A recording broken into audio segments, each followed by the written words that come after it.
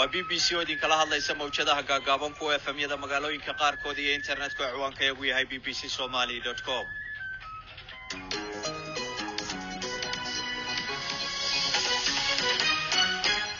duur wanaagsan idilkiin baa khiyaartana dhegaysatay waa 4 January saacadda Afrikada barina waxay tilmaamaysaa 2 Gowa. gebi ahaanba idaacaddan duurnimo dhegaystayaal waxaanu ku soo qaadaynaa weerarkii shalay galabtii lagu qaaday goob hudheel iyo xafiisyo isugu jirta oo magaalada Nairobi ku taala. Fellow citizens, Kenya was yesterday struck by a gang of criminals.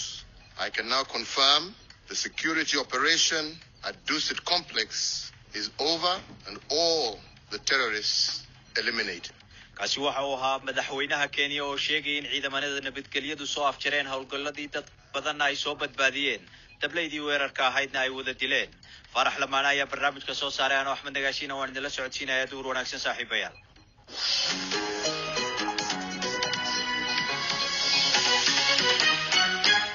waa tahay dhegeystayaal bal intaasi aynoo dambaysay marka hore warkii dunida iyo Cabdinaasir Saxan Soxo oo diyaara. Cabdinaasir maatanid Nagaashi. madaxweynaha Kenya ayaa sheegay in boqolaal qof laga soo badbaadiyay hotel kuwa raaxada ah iyo dhismayaal isku gidaar ah oo ay xafiisyo badan ka furan yihiin oo ku yaala magaalada Nairobi halkaas oo koox argagixisa ay u dhaceen shalay. Uhuru Kenyatta oo idaacadaha la iska arko hadal jeedin qaran ka sameynay ayaa sheegay in 14 qof ay ku dhinteen weerarka wuxuuna intaasi ku daray in afka ciida loo daray dhammaan kooxihii weerartaga ahaa. madaxa wada hadallada midowga Yurub Michel Barnier ayaa guuldaradii heshiiska ka bixitaanka Yurub ee Britain uu kala kulmay baarlamaanka UK ku tilmaamay inuu ahaa mid wax kasta ka cad isla markaasina uusan wax daaha saarnayn waxaase uu intaasi ku daray in midowga Yurub uu arrintaasi ka qoomeynayo. ra'iisul wasaaraha dalkaasi Theresa May ayaa hadda wajahaysa in loo qaado codka kalsooni darrada balse waxa aad loo filayaa in ay ka badbaadi doonto codkaasi. booliska dalka Zimbabwe ayaa xabsiga u taxaabay nin arrimaha bulshada u dhaqdhaqaaqa oo caan ah oo magaciisu yahay Pastor Evans Mawarire. waxaa isaga oo jeebaysan laga kaxeeyay gurigiisa oo ku yaala magaalada caasimadda ee Harare kadib markii uu ku baaqay in guryaha la joogo oo aan la shaqo tagin si cabasho loogu muujiyo dawladda. dukaamo iyo iskuulaad badan ayaa wali xiran iyada oo ay banaanbaxyada looga cabanayo sare u kaca qiimaha shidaalka ay galeen maalintii saddexaad. ururka Taliban ee dalka Afghanistan ayaa sheegay in dawladda dalka Pakistan ay xabsiga ka soo siideysay nin sare oo ururkooda ka tirsan 3 maalmood kadib markii lagu xiray magaalada Peshawar. xarga Xafiid Muxabbillah oo ahaan jiray wasiirkii arrimaha diinta iyo awqaafta dawladda Taliban ka hor weerarkii 2001 dalkaasi lagu qaaday ayaa la sheegay in looga gol lahaa in ururka lagu cadaadiyo in uu ka qayb qaato wada hadallada nabadda ee uu Mareykanka caynaanka u hayo. booliska dalka Australia ayaa sheegay inay kashifeen koox daroogada ka ganacsata kuwaasi oo isticmaalaya qaar ka mid ah suurtooyinka diyaaradaha ka qidmeeya si ay u dhoofiyaan maandooriyo qiimihiisu ku fadhiyo 14 milyan oo dollar. 8 qof ayaa lagu xiray magaalada Melbourne toddobaadkii hore waxaana ka mid ah shaqaalaha shirkadda diyaaradaha ee Malaysian Airlines diyaaradda lagu magacaabo Malinko Air kuwaasi oo daroogada ku soo xaseyn jiray diyaaradaha gudahooda kana talaabin jiray goobaha baarista iyaga oo ka keenaya dalka Malaysia. ugu dambeyntiina dawladda dalka Hindiya ayaa sheegtay in tir badan oo dumar muslimiina ay codsadeen inay sanadkan xajka tagaan iyaga oo aanan wadanin qof rag ah oo wakiil ka ah ama muxramka sida uu sharcigu qabo. wasiirka dadka laga tirada badan yahay Mukhtaar Abbas ayaa sheegay in wax ka badan 2,000 oo dumar ah ay kaligood sanadkan u safri doonaan dalka Sacuudi Carabiya si ay xajka u soo gutaan. warkiina waa naga intaas. aad iyo aad buu mahadsan yahay Cabdinaasir Saxan Soxo warkii duhurnimo nala socodsiinayay u diyaar garooba dhegeystayaal qaybaha kale idaacadda ka hadhay. waa tahay dhegaystayaal aan ku bilaabay madaxweynaha Kenya Uhuru Kenyatta ayaa sheegay in 700 oo qof laga soo badbaadiyay goobtii isugu jirtay hoteelka iyo xafiisyada Nairobi ku yaal ee ay shalay mitidiinta Islaamiyiinta ay galeen 14 qof oo waxba galabsana waa lagu dilay buu yiri madaxweynuhu. Kenyatta ayaa hadalkan sheegay isagoo khudbad qaranka uga jeedinayay telefishan u sheegay in howlgalkii ciidamada ammaanku qaadeen uu qaatay 19 saacadood lana soo gabagabeeyay waxaanu sheegay in dhammaan kuwii weerarka qaaday la laayay waxaanu yiri Fellow citizens, Kenya was yesterday struck by a gang of criminals who hoped to terrorize walaalahayga muwaadiniinta ahow shalay waxaana halgaagay burcad dambiilayaal ah oo filayay inay argagax geliyaan dadkeena ayagoo geystay dil iyo jahawareer. waxaan hadda xaqiijin karaa in hal saac ka hor howlgalkii amniga ee ka socday dhismaha Dusit uu dhamaaday, argagixisadii oo dhan laga takhalusay. waqtigan waxaan haynaa xaqiijin ah in 14 qof oo aan waxba galabsan ay noloshooda ku waayeen gacmaha argagixisadaas dilaaga ah iyada oo qaar kalena ay dhaawacmeen. waxaan u murugoonaynaa dal ahaan saaka qalbigayga iyo kan qof kasta oo Kenyan ahna uu la jiraa ragga iyo dumarka aan waxba galabsan ee sida macna darrada ah ee rabshada wadata loogu xadgudbay. Injured. We are grieving as a country this morning, and my heart and that of every Kenyan goes out to the innocent men and women violated by senseless violence. madaxweynuhu waxa kale oo wacad ku maray inaanay ka hadhi doonin cid kasta oo gacan siisay qolyihii weerarka qaaday. We will seek out every person that was involved in the funding. waxaan raadsan doonaa qof kasta oo ku lug lahaa dhaqaaleysiinta, qorsheynta iyo fulinta falkan arxan darrada ah. si aan ka daalis lahayn ayaan u dabageli doonaa meel kasta oo ay joogaan ilaa iyo inta falkaas looga soo qabanayo. Wherever they will be until they are held to account. haddaba wararkii ugu dambeeyay ee BBC-du weerarkaas la soo afjaray ka qortay waxay noo soo koobaysaa Kawsar Maxamed Cabdilaahi. kooxda al-shabaab ayaa sheegatay mas'uuliyadda weerarka ilaa iyo imika tirada dadkii weerarka soo qaaday. hoteelka Dusit oo ku yaal xaafadda Westlands ayaa waxa uu ka kooban yahay 101 qol, waxayna isugu jiraan hoteelo iyo xafiisyo. madaxweynaha dalka Uhuru Kenyatta oo warbaahinta la hadlay ayaa wuxuu sheegay in 14 balse in ka badan 700 oo qof oo kale laga soo saaray dhismaha. hase ahaatee hay-adda laanqayrta cas ee Kenya waxay sheegtay in ugu yaraan 24 qof ay ku dhinteen weerarkaasi. muwaadin u dhashay Mareykanka ayaa ka mid ahaa dadkii ku dhintay. sidoo kale saraakiil dowladda Mareykanka ka tirsan ayaa xaqiijiyay in muwaadin u dhashay Ingiriiska laga cabsi qabo inuu ka mid ahaa dadkii dhintay. weerarku wuxuu bilowday saacadda Geeska Afrika markay ahayd 9 saac ee galabnimo, kadib markii 4 qof oo hubeysan ay bambooyin ku tuureen baabuur taalay xafiiska hortiisa intaysan gudaha u galin xarunta, halkaas oo markii dambe mid ka mid ah uu waa sida ay sheegeen booliska ah. markii saacadda Geeska Afrika ay maraysay 5 saac oo gow ah ee habeenimo ayaa wasiirka arrimaha gudaha iyo amniga qaranka Fred Matiang'i sheegay in dhammaan dhismayaasha ku yaala hoteelka ay la wareegeen ciidamada ammaanka.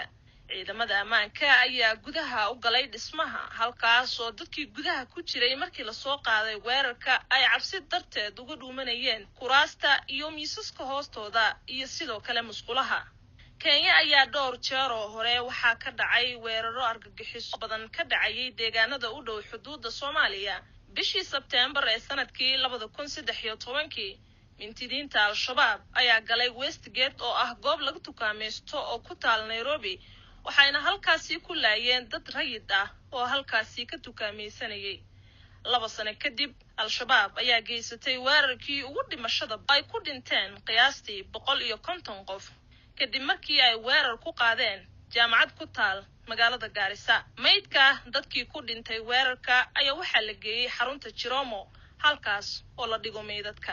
aad baad u mahadsantahay Kawsar Maxamed Cabdilaahi ayay ahayd oo warbixinta ay nala socodsiinaysay. halkaad nagala socotaana dhegeystayaal waa laanta af Soomaaliga ee BBC-da. saacadda Afrikada Barina waxay tilmaamaysaa 2:10 daqiiqo.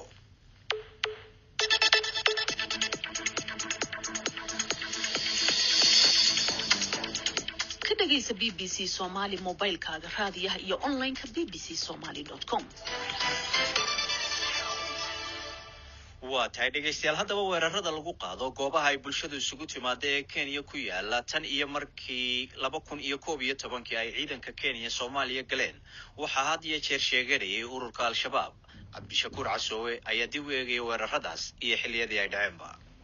weerarkan ugu dambeeyay ee lagu qaaday dhismaha ganacsi ee ku yaala degmada Westlands ee magaalada Nairobi ayaa yimid 5 sano kadib markii weerar noocaas ah uu ka dhacay dhismo kale oo ku yaala isla degmadan 22 bishii September ee sanadkii 2013 koox hubeysan ayaa weerar ku qaaday dhismaha ganacsi ee Westgate ee magaalada Nairobi. 71 ruux oo ay ku jireen 4 dagaalame ayaa ku dhimatay dhacdadaas halka qiyaastii 200 oo ruuxna ay dhaawacyo kala duwan ka soo gaareen. ciidamada ammaanka ayaa muddo 4 casho ah waday howlgal ay kula tacaalayeen dableyda weerarka fulinaysay. weerarkaas ayaa ahaa kii ugu weynaa ee ay Al-Shabaab sheegatay inay ka fulisay caasimadda Kenya. hase ahaatee inkastoo weerarkii Westgate uu ahaa kii ugu dambeeyay ee ka dhacay magaalo madaxda Nairobi uguma uusan dambeenin kuwii ka dhacay guud ahaan Kenya. intii u dhaxaysay 15 ilaa 17 bishii June ee sanadkii 2014 dad kor u dhaafaya 60 ruux ayaa lagu dilay weeraro ay koox hubeysan ka geysay magaalada Mpeketoni oo hoos tagtay ismaamulka Lamu ee gobolka xeebta dalka Kenya. Al-Shabaab ayaa si rasmi ah u sheegatay weerarkaas oo ay mas'uuliyiinta Kenya ku tilmaameen fal argagixiso. xilligaas wixii ka dambeeyay deegaano ka tirsan ismaamulka Lamu oo ku yaala cirifka xadka u dhaxeeya Kenya iyo Soomaaliya ayaa bartilmaameed u noqday xoogagga Al-Shabaab. ciidamada ammaanka ee Kenya ayaa howlgal ay ku ugaarsanayaan dableyda ka soo talawday xadka Soomaaliya ka wada aagaas iyagoo si weyn diiradda ugu saaraya kaynta Boni oo inta badan ay ku dhuumaaleystaan xubnaha Al-Shabaab. 2 bishii December ee sanadkii 2004 koox hubeysan ayaa xilli saqdhexe kadib ah weerar ku qaaday goob hoy u ahayd shaqaalaha dhagaxa qoda ee magaalada Mandera. 36 ruux ayaa lagu dilay goobtaas kadib markii ay dableyda rasaas ooda uga qaadeen waxaana weerarkaas mas'uuliyadiisa durba sheegatay Al-Shabaab. weerar kale oo sidaas loogu bartilmaameedsaday dadka ka shaqeeya qodista dhagaxa dhismayaasha ayaa bishii Luulyo ee sanadkii 2015 lagu dilay 14 ruux oo ka mid ahaa shaqaalaha dhagax qodayaasha ah. mid ka mid ah weeraradii ugu khasaaraha badnaa ee soo maray Kenya ayaa ahaa kii 2 bishii April ee sanadkii 2015 lagu qaaday xarunta jaamacadda kaas oo ahayd jaamacadda kaliya ee ka howlgayay bari Kenya. weerarkaas oo ay sidoo kale mas'uuliyadiisa sheegatay xarakada Al-Shabaab ayaa lagu dilay 151 ruux ay ku jiraan 4 dagaalame. ardaydii lagu xasuuqay jaamacadda ayaa u badnaa dhalinyaro ka soo jeeda deegaanada dalka Kenya ee ka baxsan gobolka Waqooyi Bari. 22 bishii November ee sanadkii 2014 ayay koox hubeysan weerar argagax dhaliyay la beegsadeen bas ka soo baxay magaalada Mandera kuna sii jeeday caasimadda Nairobi kaasoo ay wadada dableyda oo baska afduubatay ayaa kala socday 60 ruux oo rakaab ahaa iyagoo toogasho ku dilay 28 ruux oo ka mid ahaa dadkaasi.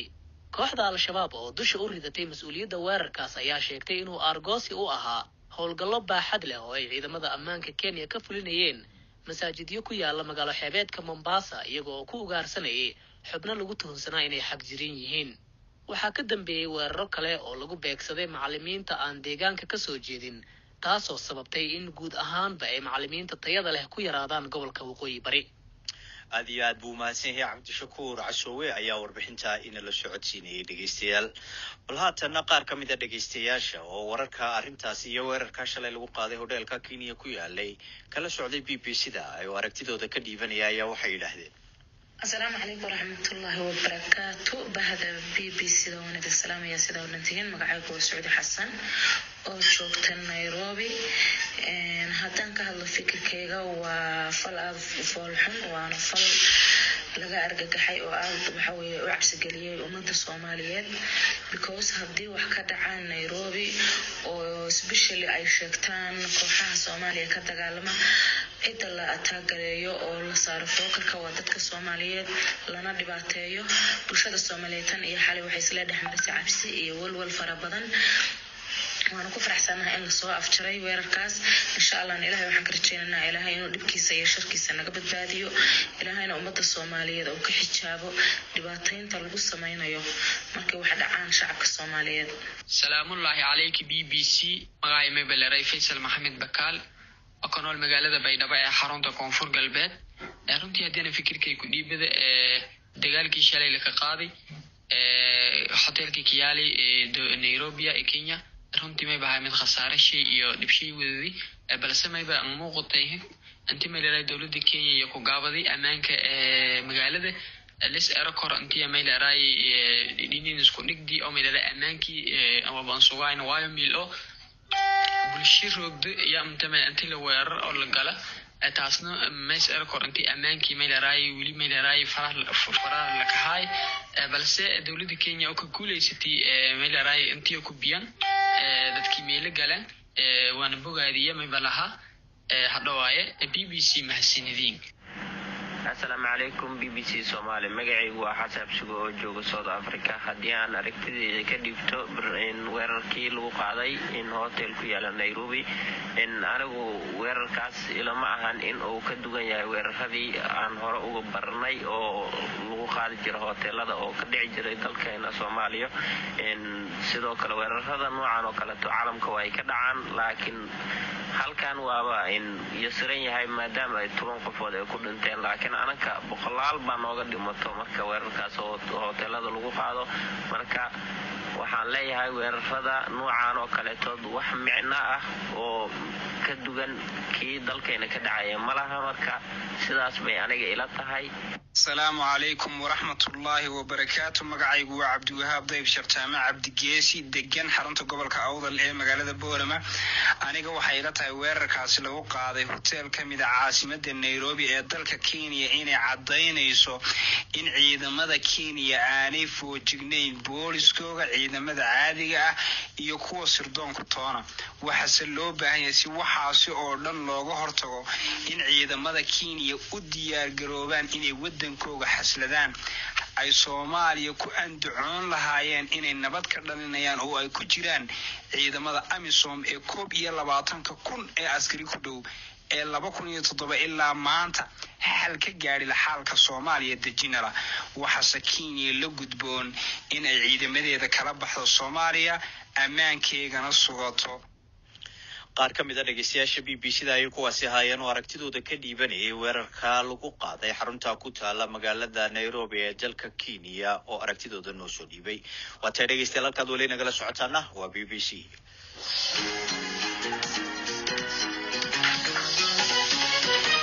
waa tahay dhageystayaal haddaba bal inkastoo weerarkaas la soo afjaray haddana muddo ku dhow 4 iyo 2 waxaa lagu soo badbaadiyay baa la yidhi ilaa 700 oo qof waxaana keenay haddaba maxaa keenay in howlgalku sidaa u dheeraado oo muddada dheer qaato. Maxamed Cabdirasaaq oo falanqeeya arrimaha ammaanka ayaa haatan studio ila fadhiya oo arrimaha inoo la faguri doono oo inoo ila faaqidi doona.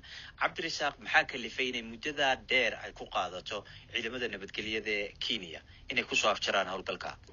السلام عليكم ورحمة الله وبركاته. ما سنة BBC. بركوريسو حال في تاريخ صامرت ودنك. سيبا دينا عمرك عم فيرنا وزجد وياك دعوة كليته.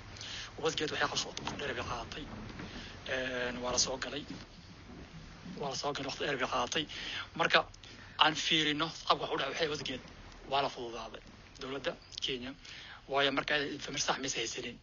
oo waxa maqlaysaa wasiirka markaas hayay amniga wadanka maruu dhahay 12 qof baa ku jirta meesha oo la laayay maruu dhahay 4 baan ka dilnay maruu dhahay meesha waan haynaa hadalka iska hor imaanayo bal soo gudbinayay marka kadib markii ashaab ay sheegatay yaa waxa gashay Soomaaliya cabsi baa gashay waana aynu yeegnaa meesha marka tan shalada waxay ahayd dawladdu waxay ka dibaaran tagisay inay fududaato wasjad waxay kala 4 qof baahayn 4 qof ay baxsadeen sida sheegaya dawladdu waxay tahay waan dilay 6 baan ka dilnay oo haynaa kadibna waxa fashilmay wargadu sheegaysay marka dawladdu waxay fiirinaysaa markan inay fashilmin information sax ah biraadinaysay dadkii meesha gaaray inta aan qofiyiin sidoo kaleeto markii meesha la soo galo horta koowa in la fikiraa xagee wax ka socdaan markii ay heleen xogtii ayay howlgalkii qaadeen commandkiina meel quray ka dhigeen maxamed Cabdirasaaq maxaa kalifa markasta inay al-shabaab ku soo qaado Kenya weeraro iyadoo aynu ognahay ciidamada nabad ilaalinta Afrikaanka ee jooga Soomaaliya inay Kenya aanay ahayn dalal kale oo gobolka ku yaala ay ciidamada ka joogaan horta koobaad Soomaalida horta Kenya waxay noo xudun ana Soomaaliyeena ganacsiga weyn Soomaaliya iska leh isli dhulka weyn Soomaaliya iska leh oo nadiisana marka ibjiro wuxuu yahay Soomaaliya soo gasho wadankan waxa way furfuran oo macnaha aaminsan in jirto dhaxgal jirto aaminsan weeye laakiin in kastoo shacabkii ku jirto xogaa isneeba aad iyo aad buu u mahadsan yahay maxamed cabdirasaaq oo falanqeynaya arrimaha ammaanka idaacadda dambe ee 5 galabnimona maanta stuudiyaha ayuu inala fadhiyi doonaa oo uu faaqidi doonaa bal haatana baafintii baafinta waxaa si wada jir ah stuudiyaha BBC da ee magaalada Nairobi idinkaga soo tawinaya anigoo ah Samira Cabdullaahi iyo Caasha Saciid. Caasha mahadsanid Samira. baafinta ugu horeysa waxay naga soo gaartay Maxamed Maxamuud Cumar oo jooga Kismaayo. waxa uu baafinaya Farxiyo Yuusuf Maxamed. waxa uu wardambeysay iyadoo ku sugan dalka Sacuudiga 2010. haddaba haddii uu maqlayso Farxiyo Yuusuf ama way jirto cid garanaysa fadlan warkeeda hala gaarsiiyo Maxamed Maxamuud iyadoo wixii waraa loo sii marin karo xafiiska baafinta bisha cas ee ku leedahay Kismaayo. Sabriin Ahmed Maxuudegle waxay baafinaysaa Cabduqaadir Ahmed Maxamed. waxa uu wardambeysay isagoo ku sugan dalka Mareykanka sanadii 2001. haddaba haddii uu maqlayo Cabduqaadir Ahmed Maxamed ama way jirto cid garanaysa fadlan warkiisa la gaarsiiyo Sabriin Ahmed Maxamed iyadoo wixii waraa loo sii marin karo xafiiska baafinta bisha cas ee ku leedahay Awdhegle ama telefoonka nambarkiisu yahay 2525 Shamso Aadan Cabdulqaadir oo joogto marka waxay baafinaysaa Rooney Aadan Cabdulqaadir. waxa uu wardambeysay iyadoo ku sugan Kenya 1995. haddaba haddii ay maqlayso Rooney Aadan ama bay jirto cid garanaysa fadlan warkeeda hala gaarsiiyo Shamso Aadan iyadoo wixii waraa loo sii marin karo xafiiska baafinta bisha cas ee ku leedahay Marko. Milyuun Xasan Jaamac oo joogto Qoryooley waxay baafinaysaa Axmed Cabdi Wehliye. waxa uu wardambeysay isagoo ku sugan Talyaaniga sanadii 2003. haddaba haddii uu maqlayo Axmed Cabdi Wehliye ama way jirto cid garanaysa fadlan warkiisa hala gaarsiiyo Milyuun Xasan Jaamac iyadoo wixii waraa loo sii marin karo xafiiska baafinta bisha cas ee ku leedahay Qoryooley. Mukhtaar Aadan Roble oo jooga Afgooy waxa uu baafinayaa Aadan Mukhtaar Aadan. waxa uu wardambeysay isagoo ku sugan India 2004. haddaba haddii uu maqlayo Aadan Mukhtaar ama way jirto cid garanaysa fadlan warkiisa hala gaarsiiyo Mukhtaar Aadan iyadoo wixii waraa loo sii marin karo xafiiska baafinta bisha cas ee ku leedahay Afgooy. Muna Xasan Cabdulle oo joogta Afgooy waxay baafinaysaa Sahra Aadan Cabdullaahi. waxa uu wardambeysay iyadoo ku sugan dalka Canada sanadii 2000. haddaba haddii ay maqlayso Sahra Aadan Cabdullaahi ama way jirto cid garanaysa fadlan warkeeda hala gaarsiiyo Muna Xasan Cabdulle iyadoo wixii waraa loo sii marin karo xafiiska baafinta bisha cas ee ku leedahay Afgooy. Shariif Ahmed Saalax oo jooga marka waxa uu baafinayaa Ahmed Saalax Ahmed. waxa uu wardambeysay isagoo ku sugan Hong Kong 2000. haddaba haddii uu maqlayo Ahmed Saalax ama way jirto cid garanaysa fadlan warkiisa hala gaarsiiyo Shariif Ahmed Saalax iyadoo wixii waraa loo sii marin karo xafiiska baafinta bisha cas ee ku leedahay Marko. Shamso Ibrahim Cabdullaahi oo joogta Baraawe waxay baafinaysaa Abu Aways. waxa uu wardambeysay isagoo ku sugan Jarmalka sanadii 2004. haddaba haddii uu maqlayo Dalmar Abu Aways ama way jirto cid garanaysa fadlan warkiisa hala gaarsiiyo Shamso Ibrahim Cabdullaahi iyadoo wixii waraa loo sii marin karo xafiiska baafinta bisha cas ee ku leedahay Baraawe ama telefoonka nambarkiisu yahay 2526 Zainab Ali Xasan oo joogta Afgooy waxay baafinaysaa Xalimo Cali Xasan. waxa uu wardambeysay iyadoo ku sugan Kenya 2000. haddaba haddii ay maqlayso Xalimo Cali Xasan ama way jirto cid garanaysa fadlan warkeeda hala gaarsiiyo Zainab Ali Xasan iyadoo wixii waraa loo sii marin karo xafiiska baafinta bisha cas ee ku leedahay Afgooy ama telefoonka lambarkiisu yahay 2526 Sumaye Ahmed Saalax oo joogta Afgooy waxay baafinaysaa Deeqa Ahmed Saalax. waxa uu wardambeysay iyadoo ku sugan dalka Ingiriiska sanadii 2000. haddaba haddii ay maqlayso Deeqa Ahmed Saalax ama bay jirto cid garanaysa fadlan warkeeda hala gaarsiiyo Sumaye Ahmed Saalax iyadoo wixii waraa loo sii marin karo xafiiska baafinta bisha cas ee ku leedahay Afgooy ama telefoonka nambarkiisu yahay 2525 Axmed Aadan Saalim oo jooga Walweyn waxa uu baafinayaa Basro Axmed Aadan. waxa uu wardambeysay iyadoo ku sugan Ruushka 2003.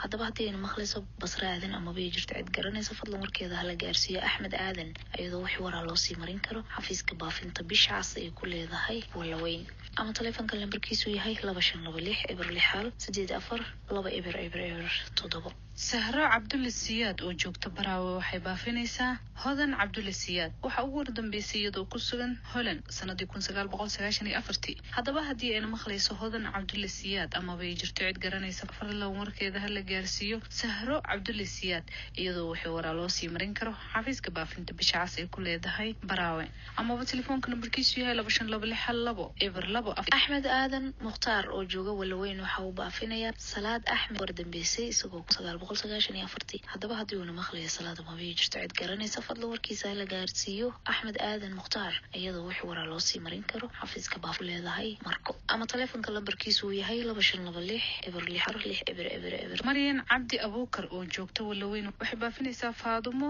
cabdi abuukar waxa ugu wardambeysay iyadoo ku sugan talyaaniga sanadii 2000 haddaba haddii ayna maqlayso faadumo cabdi abuukar amaba ay jirto cid garanaysa fadlan warkeeda ha la gaarsiiyo maryan cabdi abuukar iyadoo wixii waraa loo sii marin karo xafiiska baafinta bisha cas ay ku leedahay walaweyn amaba telefoonka nambarkiisu yahay 2526 maryan cabdi xasan oo joogta marka waxay baafinaysaa sumaya cabdi xasan waxa ugu wardambeysay iyadoo ku sugan Canada 1993 haddaba haddii ayna maqlayso sumaya cabdi xasan ama bay jirto cid garanaysa fadlan warkeeda ha la gaarsiiyo maryan cabdi xasan iyadoo wixii waraa loo sii marin karo xafiiska baafinta bisha cas ay ku leedahay marko ladan axmed yuusuf oo joogta walaweyn waxay baafinaysaa axmed cabdi ibraahim waxa ugu wardambeysay isagoo ku sugan sacuudiga sanadii 1990 haddaba haddii uuna maqlayo axmed cabdi ibraahim ama bay jirto cid garanaysa fadlan warkiisa ha la gaarsiiyo ladan axmed yuusuf iyadoo wixii waraa loo sii marin karo xafiiska baafinta bisha cas ay ku leedahay walaweyn amaba telefoonka nambarkiisu yahay 2526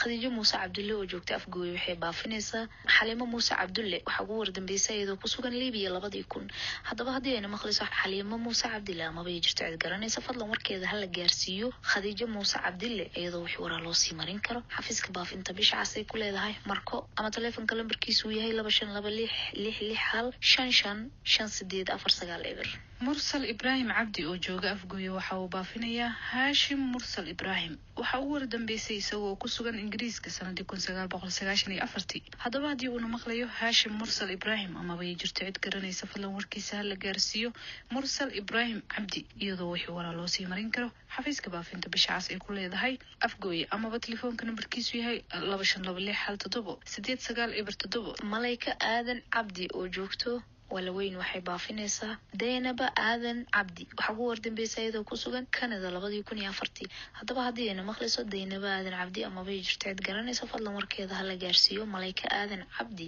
iyadoo wixii waraa loo sii marin karo xafiiska baafinta bisha cas ay ku leedahay marko ama telefoonka lambarkiisu uu yahay 2526 awliye aadan mahdi oo joogta muqdisho waxay baafinaysaa malayka aadan mahdi waxa ugu wardambeysay sanadii 1993 haddaba haddii ayna maqlayso malayka aadan mahdi amaba ay jirto cid garanaysa fadlan warkeeda ha la gaarsiiyo awliye aadan mahdi iyadoo wixii waraa loo sii marin karo xafiiska baafinta bisha cas ee ku leedahay muqdisho amaba telefoonka nambarkiisu yahay 2526